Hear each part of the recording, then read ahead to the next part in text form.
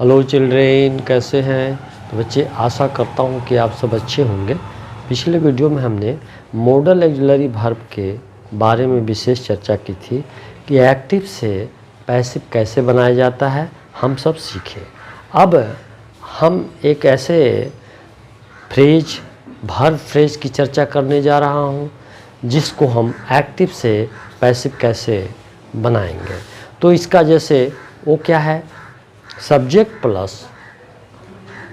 Is, am, are अथवा was, were अथवा has, have अथवा हैड के बाद इन्फिनिटिव हो तो उसको हम एक्टिव से पैसिव कैसे बदलेंगे। आइए हम इसको सीखते हैं।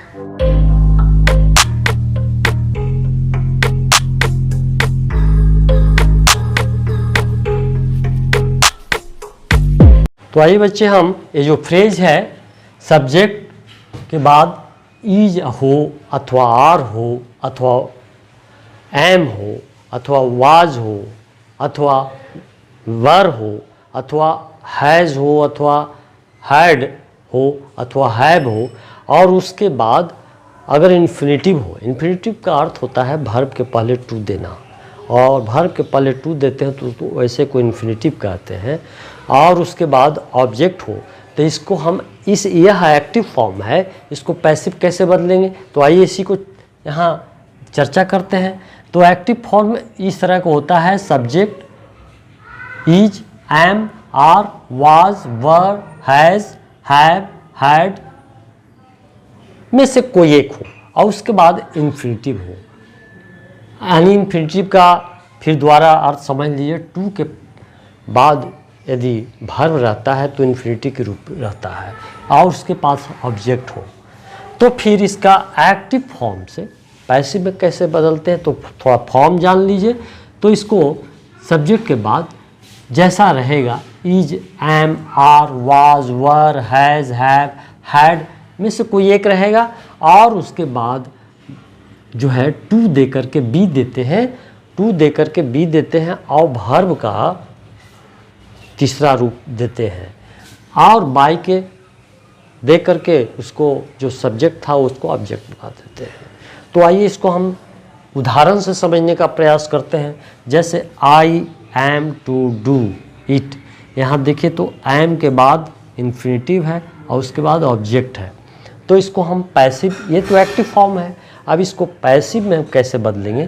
तो यही सब्जेक्ट के रूप में यहाँ आ जाएगा और क्या हो जाएगा, उसके बाद इज लगेगा और टू देंगे और बी देंगे और वर्ब का तीसरा रूप दिए और बाई दे करके जो यहाँ सब्जेक्ट था वो ऑब्जेक्ट बना दिए। फिर अगला उदाहरण देखते हैं, he was to do it, वह करने वाला था।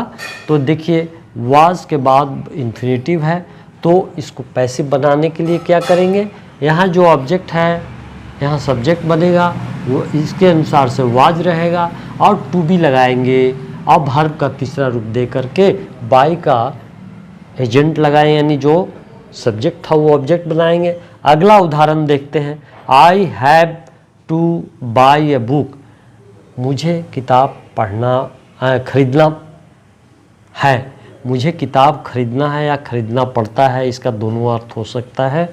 तो ऐसे को हम एक्टिव फॉर्म में है के बाद इन्फिनिटिव है यानी टू प्लस वर्ब है, तो इसको हम पैसिव में कैसे बदलेंगे। तो एक्टिव फॉर्म में है, तो यहाँ ये जो बुक है वो बुक को यहाँ सब्जेक्ट बनाएंगे, उसके अनुसार से हैज़ का प्रयोग होगा और इसके बाद टू बी देते हैं और बाई को वर्ब का तीसरा रूप जो हम करेंगे बाउट हो जाएगा और बाई दे करके यानी जो सब्जेक्ट था उसको ऑब्जेक्ट बना देंगे। अगला उदाहरण देखते हैं, they had to built a bridge.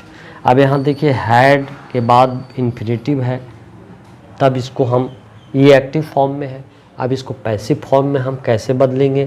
तो देख लीजिए, इसको जो ऑब्जेक्ट है वो सब्जेक्ट बनाइए और उसके बाद हैड रखा गया, उसके हैड तो किसी भी सब्जेक्ट के साथ रखा जाता है और फिर इसके बाद टू बी देंगे और वर्ब का तीसरा रूप क्या होगा, बिल्ड का बिल्ट होगा, बिल्ट।